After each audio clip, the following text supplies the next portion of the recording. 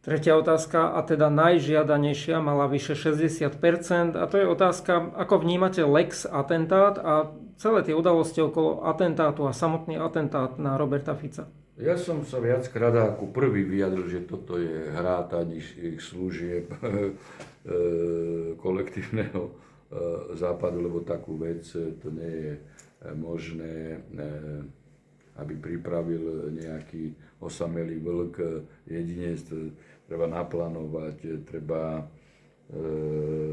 pripraviť strelca, vyzbrojiť, časová, miestna, lokálna, by som povedal, logistika. Veď nakoniec sa to aj potvrdilo okatým, očividným a drzým správaním jedného z europoslancov, ktorý sa vyhrážal gruzínskému premiérovi, že keď zrušia mimovládky, takže sa mu môže stať to, čo Ficovi. Potom sa síce ospravedlňoval, ale ospravedlňoval sa takým hlúpym spôsobom, že sa ešte viac usvedčoval z toho, že sa gruzínskému premiérovi vyhrážal. Pokiaľ ide o Lex atentát, ja som aj v relácii povedal, treba sfunkčniť štátne orgány na všetkých poschodiach moci. Personálny, odborno-profesionálny korpus je v rozklade. A to sa netýka len polície, vyšetrovačiek, ochranky.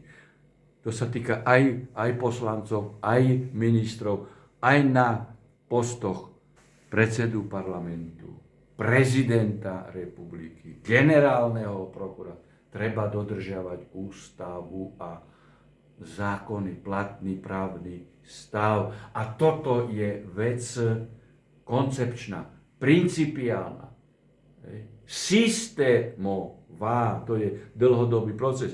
Čiže toto, čo sa stalo v podobe atentátu, to je výslednica dlhodobého rozkladného procesu v riadiacich štruktúrach štátu. Čiže treba odstrániť príčinu a nie prijímať Lex atentát v smere doživotnej renty premiérom a nejakým ešte iným ústavným činiteľom. Ja si myslím, že to je zlomyselnosť Kaliňáka, aby dostal do negatívneho postavenia premiéra Fica.